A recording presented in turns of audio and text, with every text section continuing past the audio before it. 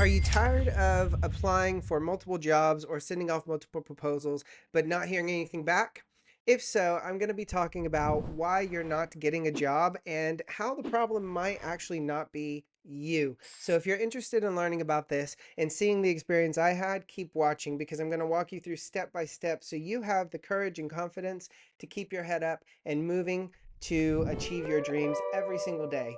Being a freelancer is hard. Being an entrepreneur is also hard, but these two, when they come together and try to work together, can cause the other a lot of headaches. So, why am I talking about this today? Well, I want you to look at the messages I have here. This company is having major issues keeping riders, which got my attention initially because one person could be the rider. Two people still could be the rider, but this is literally an entire group of people, and every one of them are having the exact same issue with the company. Turns out the company actually fired all of these people, which is really, really sad. But I decided, after my partner mentioned that they were looking for writers, to try to investigate and find out what the problem was. So I reached out to the editor. Now, you might be wondering, Sean, why on earth would you want to investigate this if it's a business that's not yours? the truth is, I actually hire writers and I hire people to help me in my business every single day. I have two employees that are helping me, and I continuously employ new freelancers. So, writing a good brief, having good writing guidelines, writing standard operating procedures is something that I am no stranger to. And I wanted to investigate because if a company is generally having issues with multiple people, it's not a reflection of the people. It's a reflection of the procedures and processes of said company. I reached out to the editor. He contacted me almost immediately, and here's the email. Yes, Sean, go ahead, write for us. Go ahead and use this article for inspiration and go ahead and follow our writing guidelines. And with that, I decided that I would be on my merry little way. However, almost immediately I noticed that there was a huge issue with what this editor had just sent me. All right, here are the writing guidelines that were sent to me from this company, and at first glance, they might look pretty good. If you go down, you can see it's got 2 pages, which might seem pretty thorough. But if you're a new entrepreneur trying to create briefs and hire people, if you send them something like this, I can guarantee you're not going to get the result you're looking for. And if you're a freelancer receiving this type of brief, I can guarantee you whenever you produce the content, you're probably not going to get the job because this brief is severely lacking in what they would like a writer to do. So let's take a look at what's good about this. What's good is they give us the minimum word count, and they also tell us that it should be written in US English. So 1,000 words written in US English, and it says no copying. This to me is kind of a given if I'm hiring a writer, so I never put this in my brief. The next thing it does is tell us we have to run this through Grammarly Pro. Again, not something I really see as being an integral part of a writing style guide because it doesn't really add anything or any direction for the person that's writing the content. Now, the next thing we see is we have to have 18 H2s. This indicates to me as a writer that I should be writing a listicle and that what I should be doing is creating 18 different headings. They do add that when you put the headings, you should probably format it as an H2 in a Google Doc, which tells me that they want to copy this, paste it directly into WordPress and not have to do much else. So if you're an entrepreneur, keep this in mind. If you put this into your writing style guide, then whenever you copy the content, put it into your content management system, whether that be WordPress, Joomla, whatever it is you use, then you shouldn't have to do any modification to the actual writing itself. You can just push publish. So I think that's quite good to put in here. It also tells us that we should put 7 to 10 citations. That's great. If you don't tell me how many, it's going to be impossible for me as a writer to do this. However, telling people that they should put the citations so that there's no issue with potentially incorrect information is a bit overkill in my opinion. It doesn't really add anything for the writers. And if I'm hiring a writer, if you're a freelancer, I kind of expect that you know why you need to put citations into your writing. If you're a business owner, you should probably trust the person that you are hiring to complete the task that you're giving them. Otherwise, Why are you hiring them? right? It says that you should not use bullet points. That's excellent to put in here. It says do not use dashes. That's also excellent. And then it says fact check. So again, it just repeats the same thing. Thoroughly check, proofread, yada, yada, yada. This is not that great of a brief. It tells you to write compelling headlines. You can do that with Share Through Headline Analyzer. I'll link that below. If you're a freelancer, you can use that to help you potentially win more jobs. All this is great, but it's missing a couple of important pieces of information. The first and most important thing is it doesn't tell me who I'm writing for.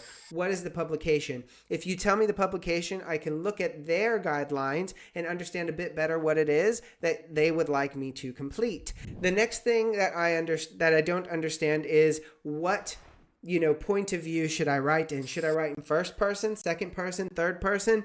That's not really outlined here. It doesn't tell me what type of grammar they would like me to use. Do they want me to write in the present simple tense, so are becoming? Do they want me to write in the present perfect, have become? All of this is important for a company to outline to a freelancer, because if not, the freelancer is not going to be able to know what you want from them. And freelancers, if you receive a brief like this, it's impossible for you to know what a business wants. Save yourself the time and ask these specific questions. If you would like a list of specific questions to ask a potential employer, as a freelancer before you write for them, you can download that below. I'm leaving the link in the description. If you're a business owner and you want a step-by-step outline of what you should write for freelancers, that way you don't waste your time and you can create a system that you can repeat over and over again and refine over time until you find exactly what works for your company. That way it's very easy for you to hire people, save a lot of time, and grow rapidly. I'm also leaving a link in the description below so you can get an outline for what an excellent brief looks like. I was very excited to hear that they had AI content. And the reason why is because if you're not using AI, you definitely should be. You can watch a video here to help you understand why you should be using AI content. However, when I opened this again, I was a little let down. It just says what the plans for ChatGPT are. I can find this by looking on their website. That's not helping me as a writer.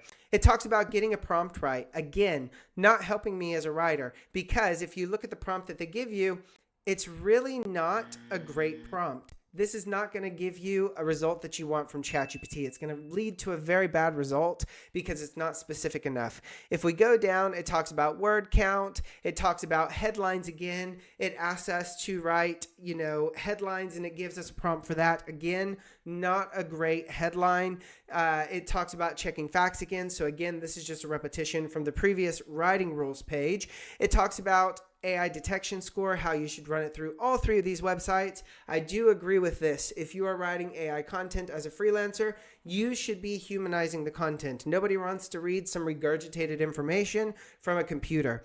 The next thing it talks about is editing your AI content for repetition, generic, or unoriginal elements. Personally, I don't see how that's helping the writer either. So overall, these are not good writing guidelines. So keep this in mind, because now I'm going to show you what you should be including as an entrepreneur when you are creating a brief so that your writers can produce what they need. And again, I'm linking that in the description below. Now, if you're a freelancer, also listen, because if you are getting a brief that doesn't have the following information that I'm about to go over, you should be asking specific questions so that you can get this information. Otherwise, you are wasting your time writing for a business, because a business that sends you a brief like this doesn't know what they want. They can't express it to you, therefore they will never hire you. So you might be wondering what constitutes a good brief if you're an entrepreneur. Or if you're a freelancer, you might be wondering, how do I know if I'm getting a good brief instead of a bad one? This is a brief that I made for a writer, and there are a couple things here that aren't present in the other brief. So, for example, I give the title to the writer because I am writing for SEO content. If you're writing articles for something like MSN or Microsoft, you might not need this because SEO is not going to be a huge problem, because these are going to be put into a personalized feed for people. So that might not be a big deal. However, Word count, same as the other brief, super important. I give a keyword focus. Again, this is only important for SEO content. Then I give an excerpt requirement. That is very important. You should be telling your writers what you expect from an excerpt. Otherwise, you're going to be talking to them back and forth trying to get them to produce it. It's much easier to put it into a brief from the get-go. Also, meta description requirements. Freelance writers, if you don't have these two, you're going to have to reach out to the person you're writing for and ask them about it. Otherwise, you're not going to know, and they might say, oh, this is not good enough. Not a reflection of you, it's a reflection of the brief. The most important things, because if you look, the rest of it is pretty much the same. I include the audience and the objective, okay? Whenever you receive a writing brief or whenever you create a writing brief, you should always know who are you writing to and what are you hoping to achieve. And if that is not given to you, there's absolutely no way that you're going to be able to produce a piece of content that people want or what they expect. So make sure you're doing this. A couple other things I like to put in here is, some well wishes. I told this writer specifically, Hey, I think you did a great job. However, we need to focus on this. because it wasn't something that was adhered to in the last piece of writing. And I think this is super important because as you're trying to grow your business, you win more flies with honey than you do with crap. Okay. Now, I created this piece of content, sent it to the editor, and here is what he told me. As you can see, this person does not know me. He reached out to me for help. I said, okay, I'll try to help you, even though it's not something I normally do. And basically, he said, there are too many errors for me to continue. It's not something I can use. Not true. This actually would be able to be used on Microsoft Start. It's just not what he was looking for. That's fine. I totally understand it. But the actual tone and, it's very condescending. If somebody is trying to grow a business, this is not the way to go about it, because if you're a freelancer, let me tell you, every job can be learned. And if you're a business owner, a new entrepreneur, let me tell you and reiterate, every job can be learned. So before you send messages like this to people that you don't even know, consider whether or not you're giving them the tools they need to succeed. And if you're not, take a step back and look whether or not it is you or if it is the person that you are trying to hire. Because I guarantee you, if somebody reaches out to you, they're trying to help you. They think they can help you. So don't just shut it out. I promise you, it will work out in your benefit to be much nicer to people. Now, with that said, let's go back to the question at the beginning of the video. What could the real issue be with this company, and why are you, if you're applying to many things, not getting any responses? Well, I think the entire video just kind of demonstrates that it could be the actual business itself. This business doesn't know what it wants or what it needs. These writing guidelines are too vague for anybody to understand them.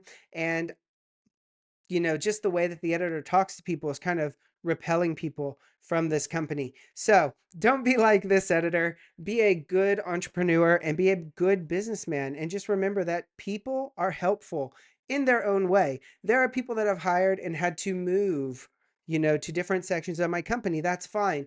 Everybody is valuable in their own way. There's no reason to talk to people like this.